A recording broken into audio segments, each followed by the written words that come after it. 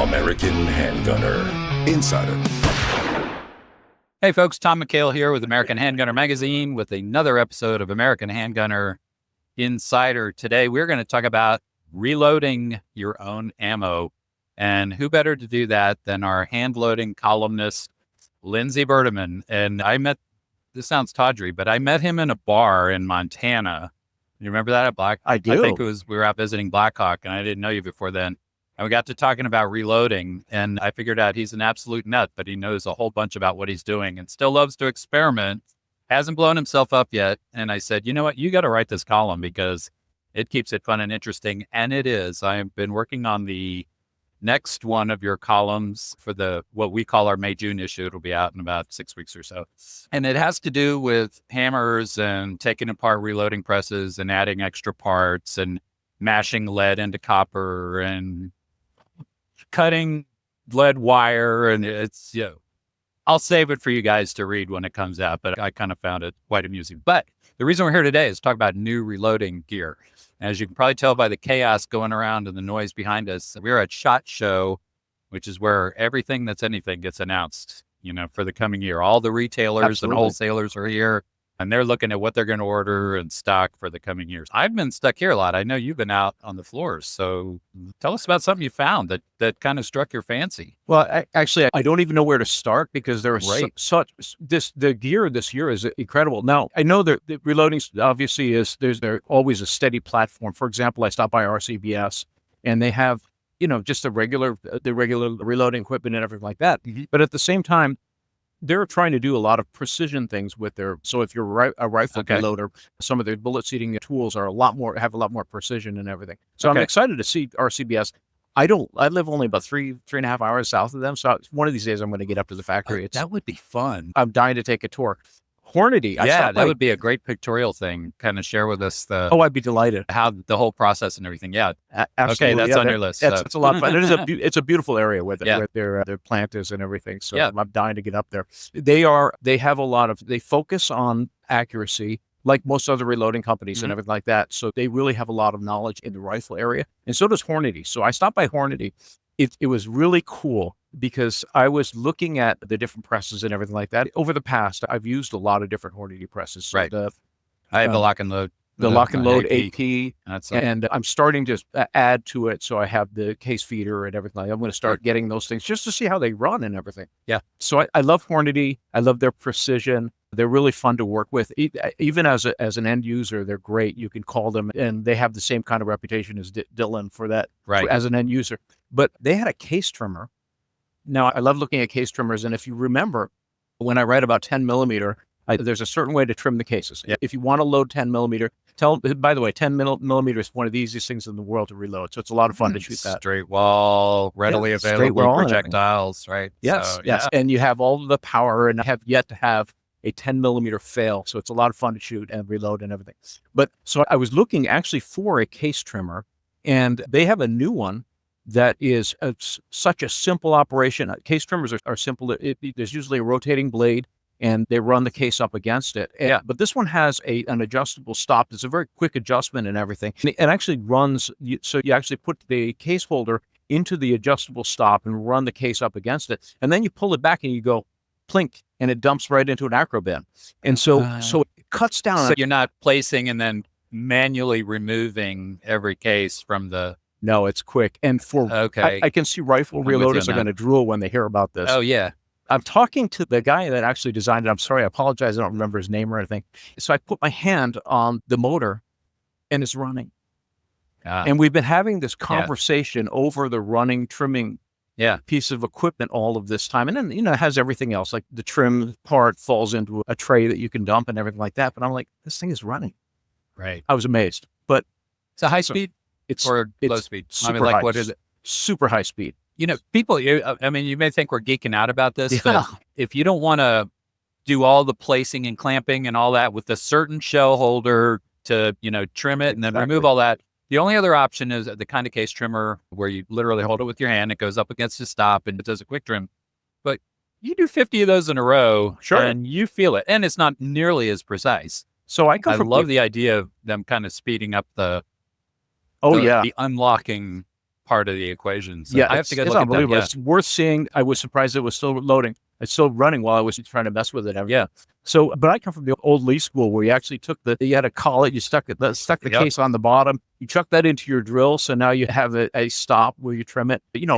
4 or 5 minutes go by and you've trimmed your first case and you're looking at your big bins. Cause I've got a Sinclair manual trimmer that I use and some electrics, but for a small batch. Yeah. But this thing is it's quick. I liked it. I thought the design was great. So I continue my journey and I go to Frankford Arsenal.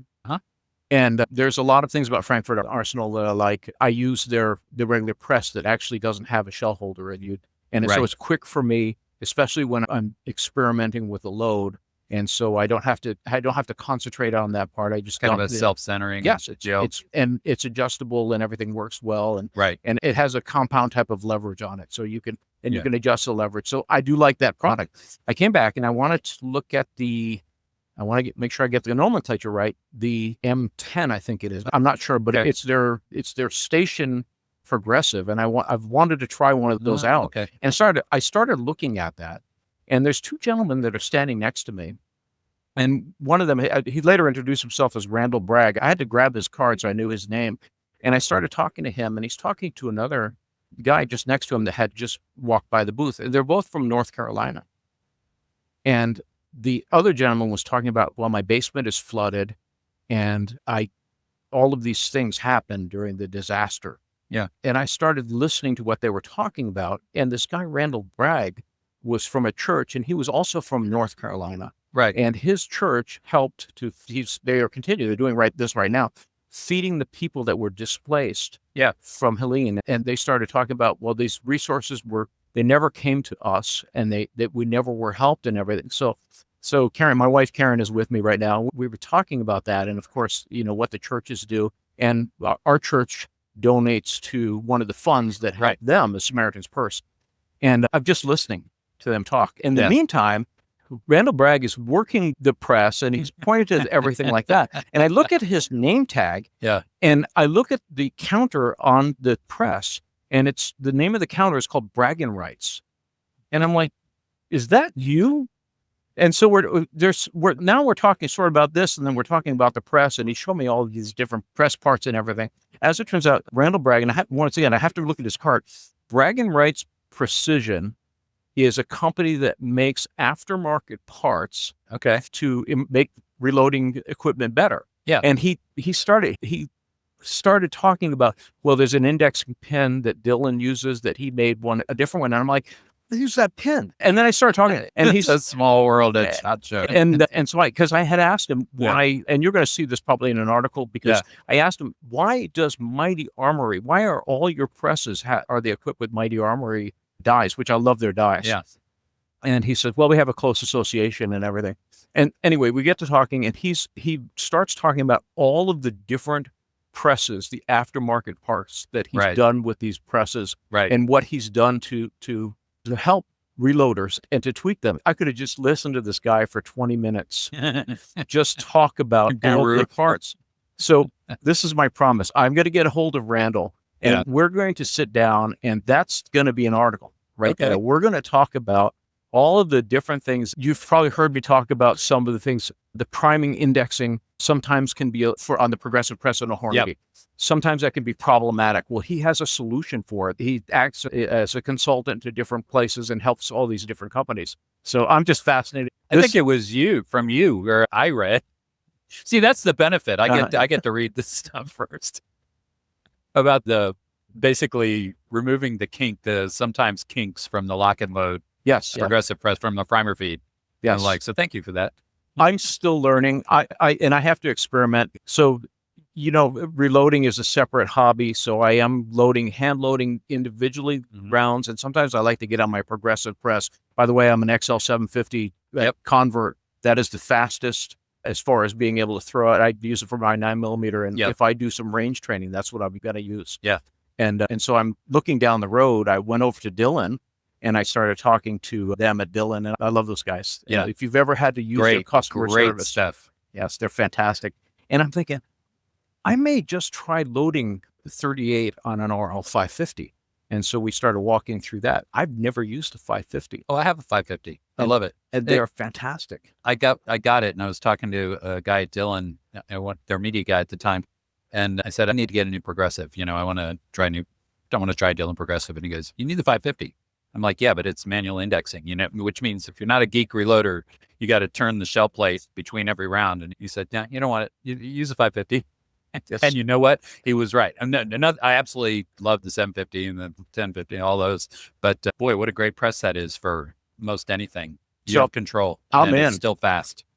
My plan right now is to look at the 550 and look at all the little nuances, and maybe obviously talk to Randall Bragg about how can you improve these things and things like that. But that would be really cool to talk about the add-ons and accessorizing the 550, because so many people have 550s out there. That would be, that'd be great. Well, Dillon also has, on the floor, they had an automatic a bullet feeder. Right. And it has this spring, the long spring that goes into to feed bullets. Now, bullet feeding is a whole different animal, especially if you're like me. I make my own bullets for the most part. And so I'm anxious to try that, because if my bullets that I've made that I've added a wax lube, I use blue Carnauba wax for it and everything like that. If that will work in their case feeder, then it's good to go. So that'll be my test. There. So most people use, they have jacketed bullets or at least plated bullets for that purpose. That's cool. Absolutely. So cool stuff. So all kinds of things coming, and there will be more, because I know it's only Wednesday. So there's Thursday and Friday. You have to go to SHOT Show, and finding some cool stuff too. So we'll compare notes a little bit later. But thank you very much for sharing that with us today. Check out the hand loading column in American Handgunner magazine. It is great fun. You will learn. I think it's safe to say learn with Lindsey, because you do a lot of things that you write about. You're like, hey, I thought maybe I'd try this, and you learn and you say, well, that failed, and here's why it failed. So I did this, and that worked great. So that's how we do it, folks. We share our stories with each other. You see a lot of that in the Speak Out column. So, hey, if you got tricks and stuff like that, email editor@americanhandgunner.com. I'll get them. I forward things to Lindsey when I think he might be interested in it. Do that, and we will address those kind of things in the magazine. So thanks a lot for listening. If you want more content like this, hit that like button. Be sure and subscribe to the FMG Pubs channel, and we will see you next time with more Insider.